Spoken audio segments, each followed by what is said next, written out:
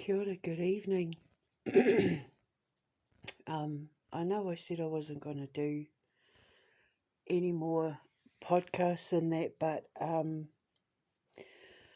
kind of been going through some stuff over the last couple of weeks, and I sort of just wanted to give everyone an update because it's really big stuff. It's been life-changing, life-altering stuff, and I'm kind of not having a hard time taking it all in. I'm not having a hard time. Like it's been overwhelming and a lot to absorb. I can't even begin to explain it. But I'm going to try. You know my story, you know my fight for my Indigenous rights, you know what happened to me, I don't need to repeat it. But over the last few weeks, something's changed inside of me that has given me this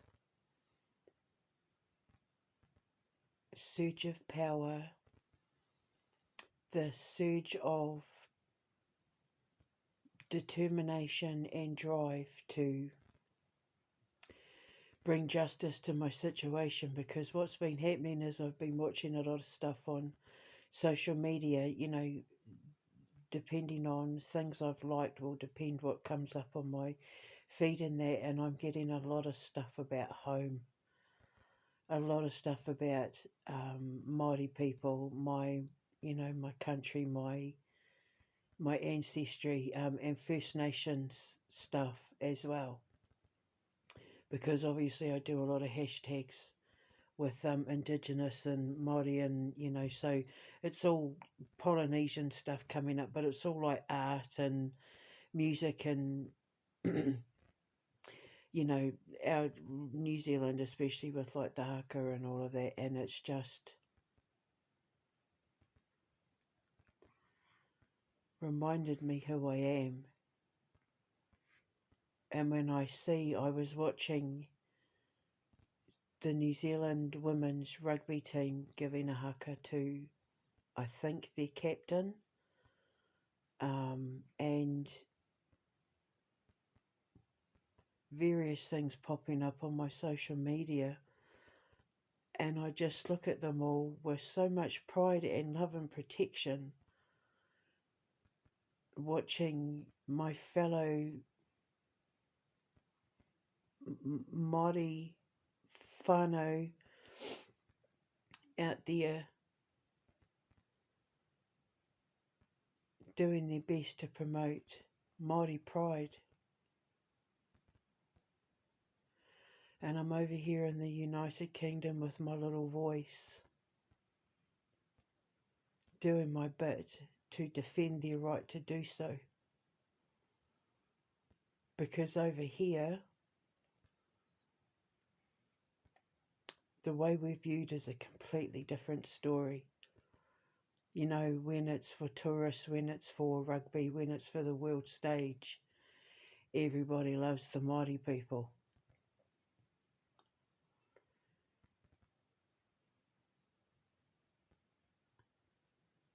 Until they walk into their whare and see the way that they talk to animals and papatūānuku, and the way that we engage with the trees and the wind and the water and the stars, then suddenly that becomes a problem. And there are people here in the United Kingdom and in America who have tried to deny my people the right to exist in all their cultural glory.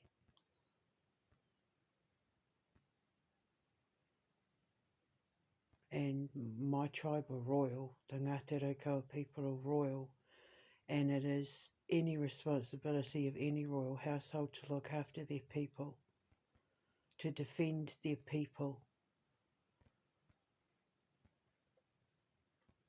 And that's what I'm doing. You know,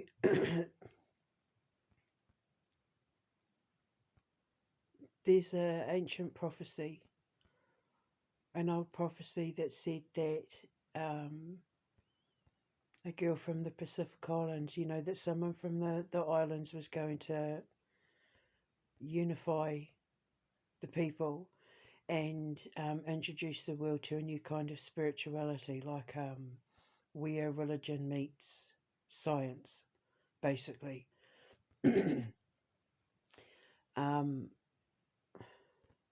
the reunification, you know, bringing peace. Basically, just think of like the white buffalo calf woman prophecy. There's a few indigenous tribes in that have been passing on these messages to each other to let people know that the connection between us isn't gone.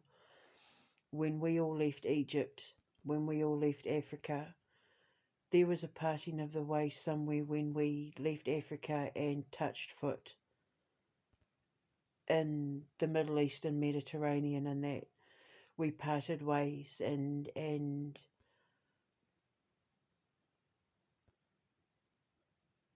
lost contact with our original ancestors.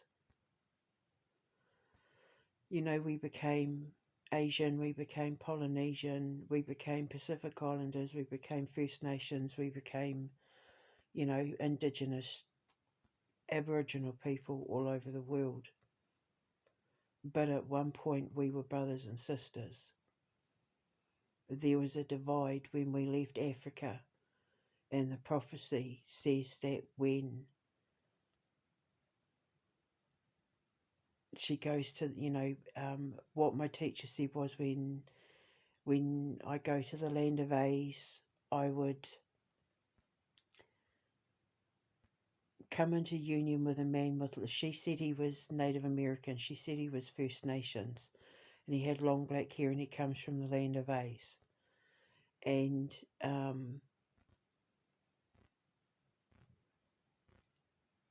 when we come together, we will reunify our Indigenous nations. All the Indigenous nations would come back together, and we would reunify and become like, all the synapses, all the energetic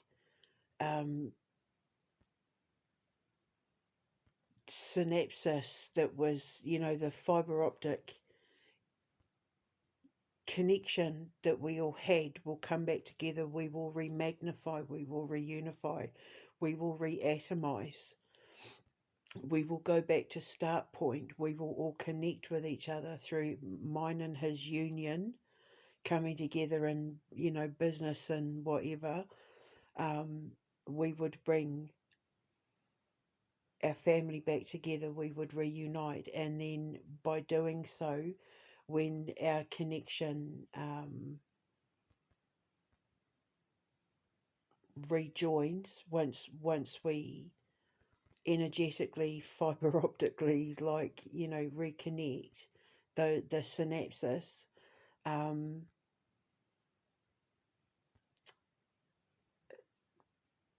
it's the birth of a new world,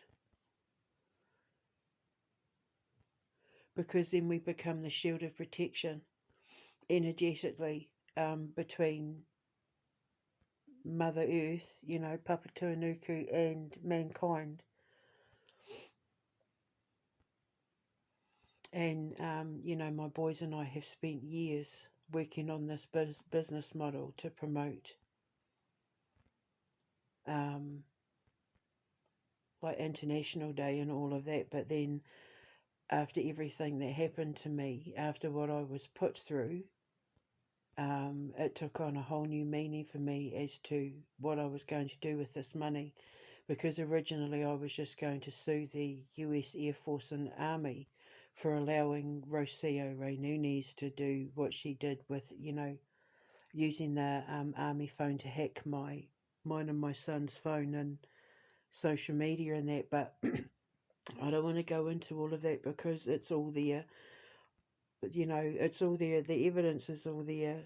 You know, it's all there. You can go through it yourself. So, but then after this happened, after what my ex did, it took on a whole new different meaning. And then suddenly I wasn't just fighting for me, I was fighting for the rights of those women who represent Aotearoa in the rugby and their right to be able to do the haka in a bunker or in the street or in a hospital or anywhere in the world.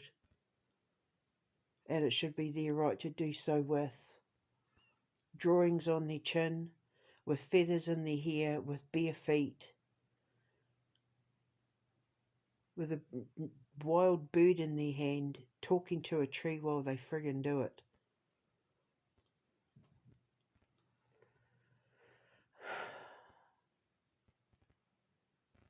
There's more and more and more stuff coming up on the news about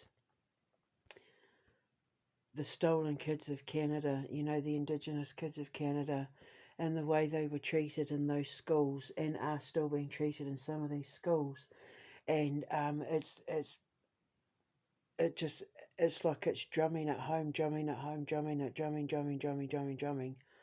I've got to build this children's home. I've got to build this academy. I've decided we're not calling it a sanctuary or an academy. It's going to be an academy, and I'm going to call it the North Star Academy.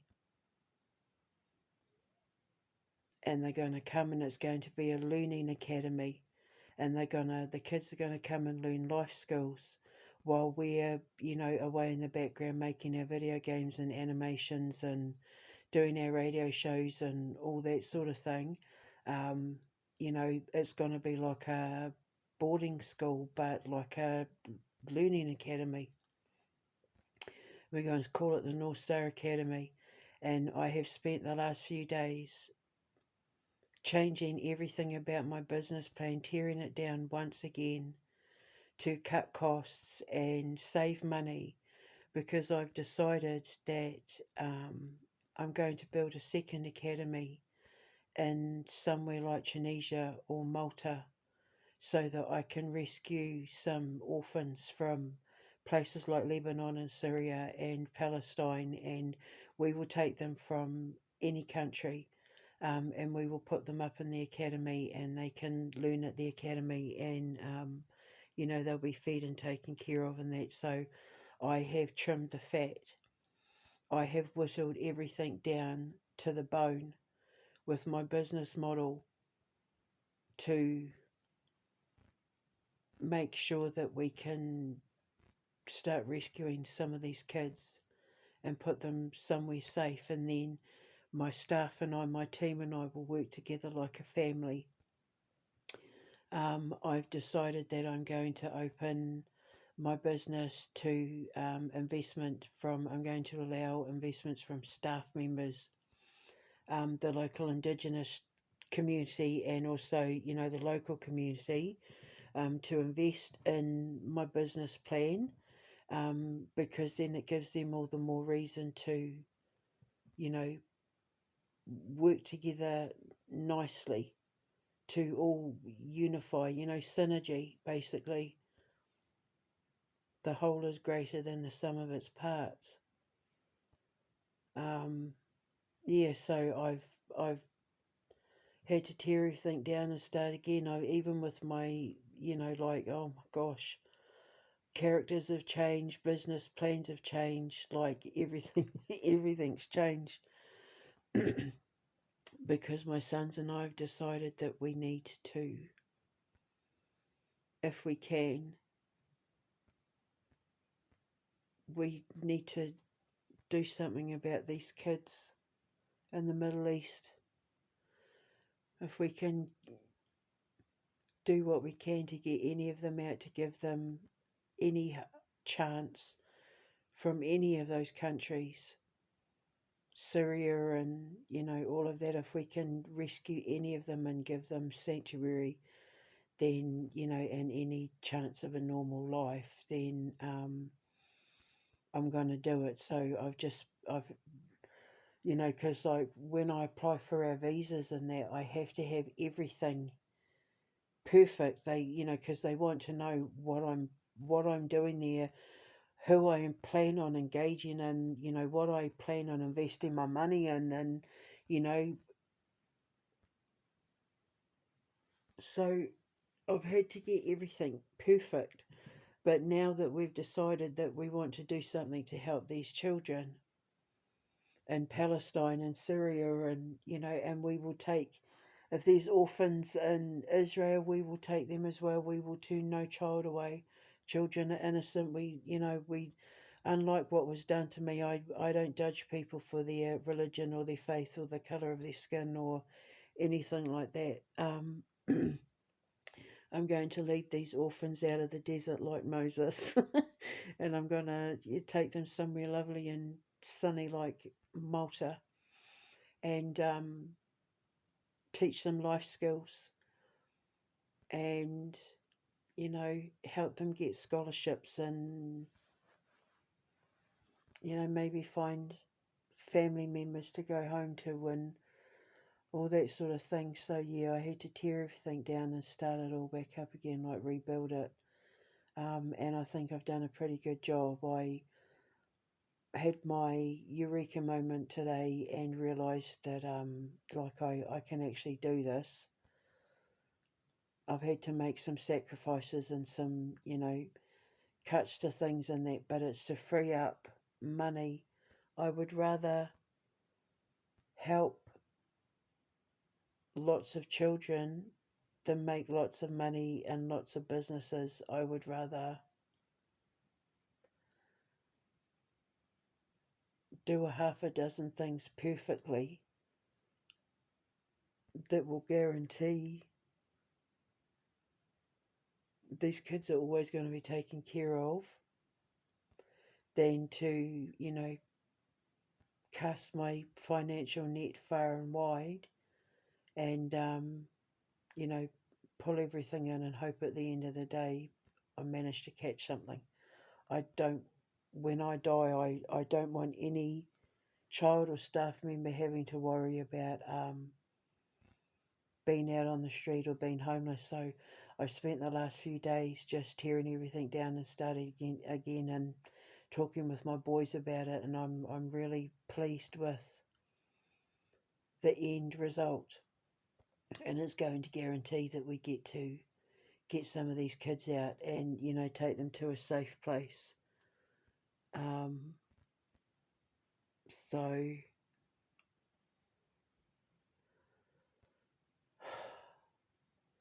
it's just, yeah, it's been making me quite emotional, like because I had a lot of people back home even being offended by the fact that I'm a white skin, black blood, and I'm, standing on the world stage trying to tell people that the way Indigenous people have been treated is wrong and something needs to be done, and they're offended by the fact that my skin is too white.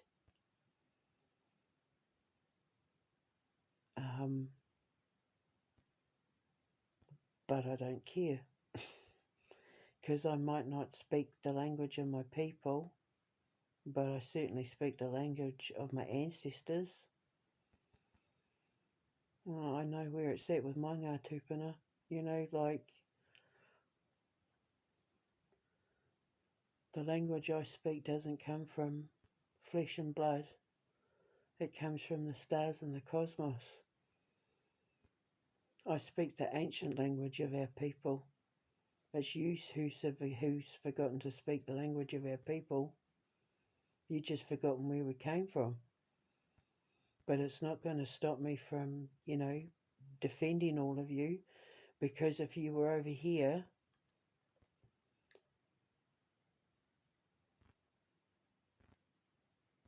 then you'd know what racial inequality was all about. Because over here it's old school racism. It's institutionalized racism. They lock you up for it. It's not like over there where you just get called some names on the street and on social media. Over here it's old school racism, where they lock you up in barbaric situations and starve you and deny you medical treatment, like Victorian style racism, like workhouse kind of racism. So you need to count your lucky stars that you're only dealing with, some bad names and, social ignorance, because over here they poison you. They leave you to rot, literally, in urine and fecal matter of other people, just because you put feathers in your hair because you wanted to be closer to Atua, because of the fact that someone had lied to get you locked up, and all the white man saw was ignorance. And I'm even referring to the doctors who weren't white, they were African and Asian as well. All they saw was ignorance. Because I spoke in astrological terms, because I spoke in physics terms, because I spoke in biorhythmic engineering terms that they didn't understand, because I had developed a new science, cutting edge science, that, fringe science, because they're only pharmacologists and that. It was decided that being Māori was punishable by death.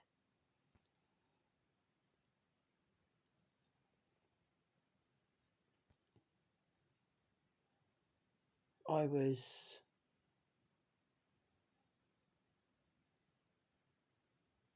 deprived of sleep, starved, left with festering infected scars. I stunk. I smelt like rotting flesh. I was too scared to go to sleep. My kidneys were packing up.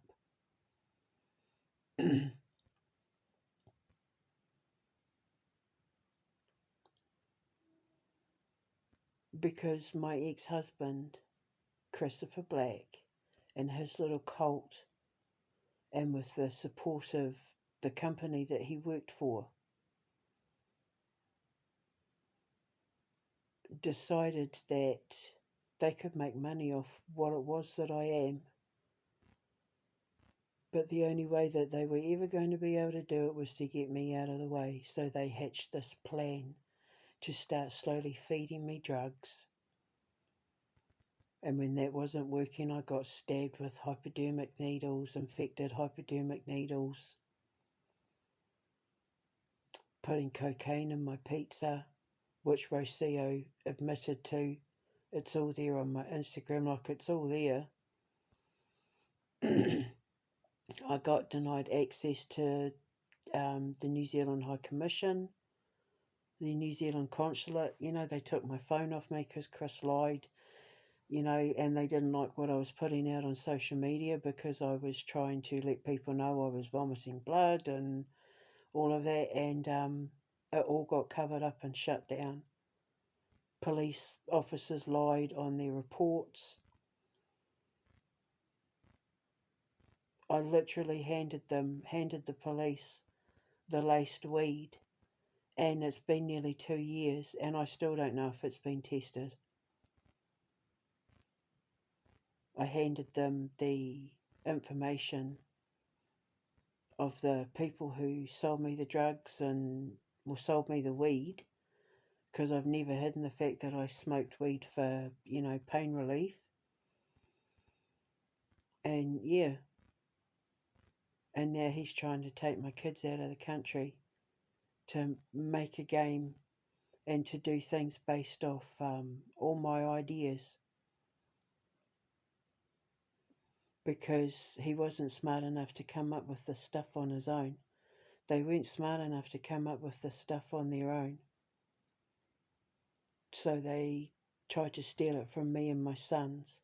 And that's what you all need to understand, that everything that they have taken from us, all the money that people have given them, every single penny that those tarot readers, that they've all taken from us, they stole from my children. His sassy potat on Instagram was an idea stolen from his youngest son. I can even show you the conversation I had with my boy when we found out what he'd done, because he was heartbroken, because Chris just doesn't care. He doesn't care who he has to walk on to get what he wants, and what he wants is domination, what he wants is power, and everything he has been doing is to exert control and power over me, and he's punishing my boys to do it because he's stolen from them too, and his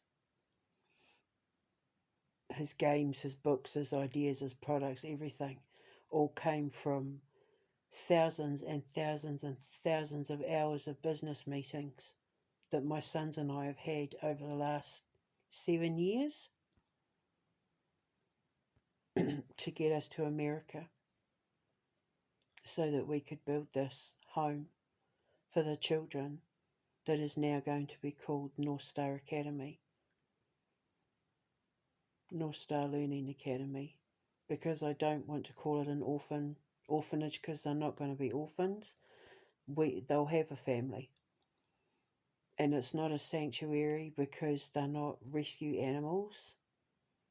They're human beings. It's going to be a learning academy where we will teach them how to cook and sew and bake and do woodwork and metalwork and make video games and do broadcasting and do animation, and we're going to open it up to the public, and it's going to be all about the promotion of Indigenous rights, and it's all going to be paid for with the money I get for my human rights violations that were done against me because I was denied the right to be Māori.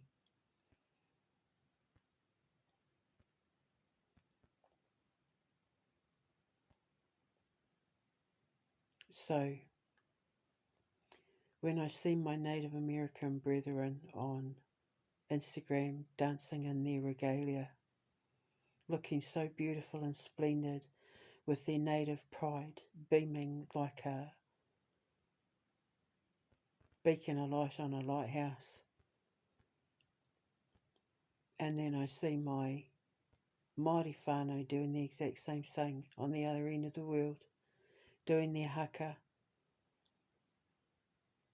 with their mokos on their chins and, their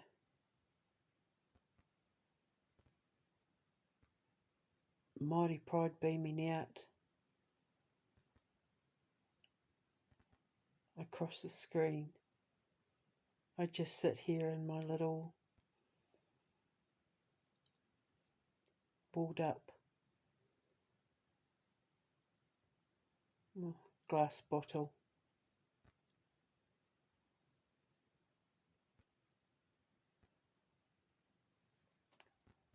weaving my magic to fight the fight so that none of them ever have to go through what I went through.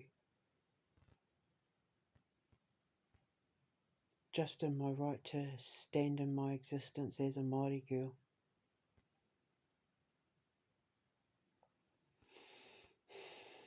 I'm doing it for them,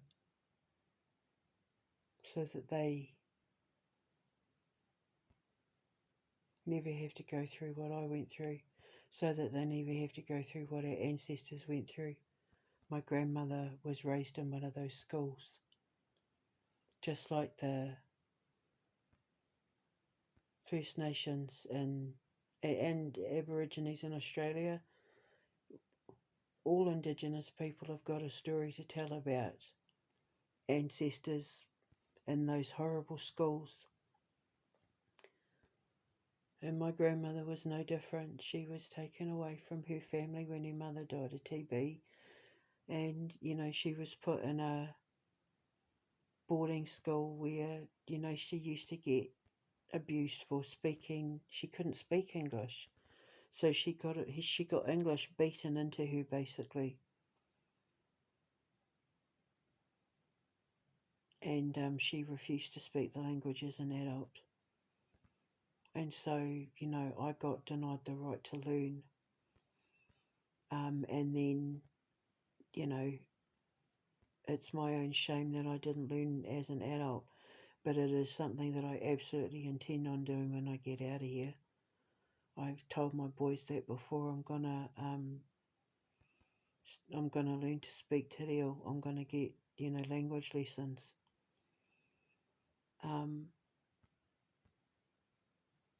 I think I might want to learn Arabic and Spanish as well. I think it will help, especially in communicating with the children. So I'm not giving up my fight,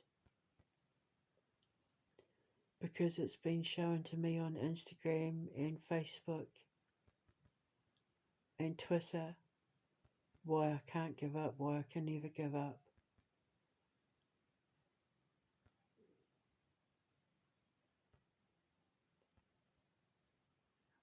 Because then there will be children growing up like my grandmother, who, because of my grandmother, will never have the traumas that my grandmother had, or the traumas of the people that survived those schools and that, when we were ripped away from our families. So my academy is going to make up for all of that, for all of our ancestors and what they went through. And as a result, we will then pay it forward to do the same for children in the Middle East. Because it's important that we pay it forward.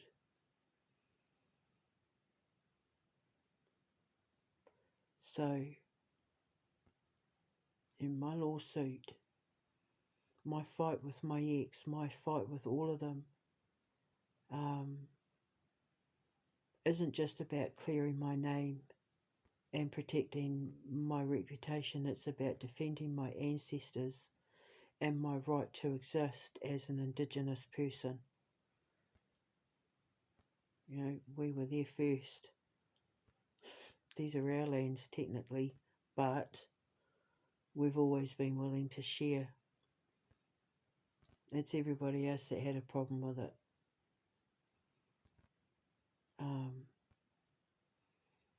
And so, so I've spent the last couple of days just tearing everything down so that I can fulfill this prophecy and bring about the reunification of all of our bloodlines who stood at those waters in North Africa, and for some reason or another,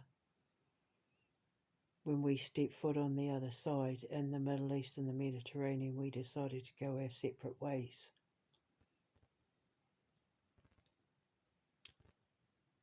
And now it's time that we all come back together, because look at what they've done to the world. Look at what they've all done. Like, we're the only ones that can fix this. But we're stronger together than we are apart. And that's what the prophecy is about. The reunification of the coming together of the Indigenous peoples around the world, to take us back to the start point of when we stood on that shoreline in North Africa and decided to venture out and see what was on the other side. And then when we come back together, we'll be like a seal of protection around the planet. Because, there's nothing we can do about anybody else, but we're the ones that were put here to be responsible for the planet and the oceans and the forests and the waterways and, the plains and the deserts and the animals and that. That's our responsibility. And, we're seeing how they're treating the children. and the elderly and the disabled and, the infirm and that. So the animals and the waterways and that don't stand a chance, and the only way we're going to get everyone through this is if we come together and unite. And the prophecy says that it starts with the reunification of the Pacific Island girl and the native man. But he could come in any form because he's an ancient too, so when he looks at me, he's not necessarily going to see a white-skinned girl with blue eyes. When he looks at me, he should see someone from his ancient past, just like I do with him. So then I have to sit down and tell him my business plan.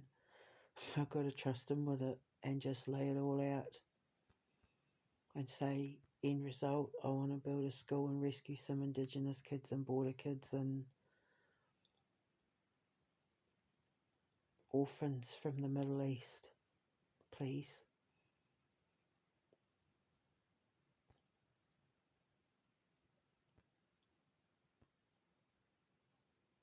And nothing and no one's going to stop me, because I just keep getting stronger and stronger and stronger and more and more and more powerful.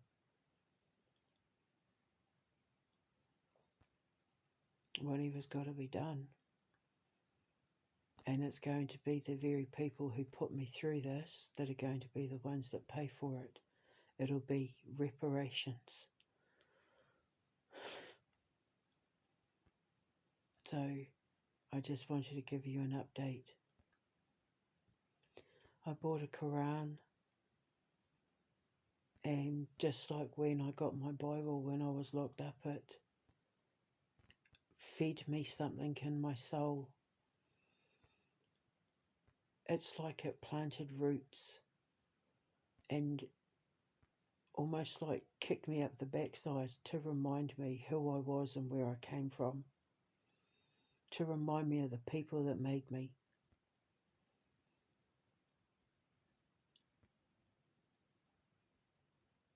And once I've read the Quran, I'm going to get the Torah and I'm going to learn the Torah.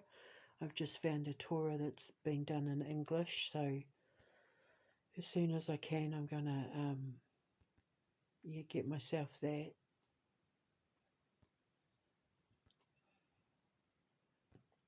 Come together as one. Synergy.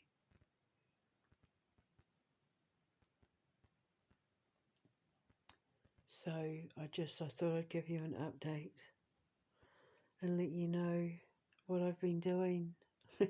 I feel so calm, and it's like once I whittled everything down, once I got everything down to like a fine laser point and trimmed all the fat and, got rid of the excess weight and all of that, it was just like, I've been talking about the North Star Cadets for years. I'm going to have an astronomy club and call it North Star Cadets. And then, I even put up stuff years ago on my old blog and that about, one day I'm going to have an X-Men school. Like it was all there, and I didn't see it. My North Star Cadets, North Star Academy and my North Star Cadets, it was there all along, but it was like, when it's been raining and your glasses get wet, and so you have to keep wiping your glasses to see through your glasses. Yeah, it's like I had raindrops on my glasses, and then I finally cleared my glasses, and it's like that was the view in front. It was like, how did I not see it? It was there the whole time. So yeah, and it's gonna save a lot of money and free up a lot of money so that we can start this wee little charity in either Malta or Tunisia. I haven't decided yet. Probably more than likely Malta, but yeah, we'll just wait and see what the gods have in store. So I just wanted to give you an update and let you know that, I'm doing this for all of us.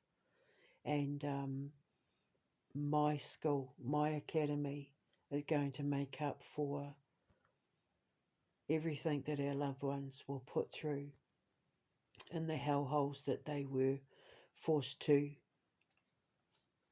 live in, when our families were divided by the governments. So for me personally, I'm doing it on behalf of my grandmother and also in memory of Immaculate Basil, who was one of the Highway of Tears victims, whose dream it was to build a foster home to take in foster kids, Indigenous foster kids. So she's one of the Highway of Tears victims, so I'd like to get permission from her family to put up a little memorial and do it for her as well. So onward and upward. Anyway, I'm going to go. I know I said I wouldn't do any more, but I just felt compelled to give everyone an update. So I will speak to you later. Happy April. Ka kite anō. Mwah.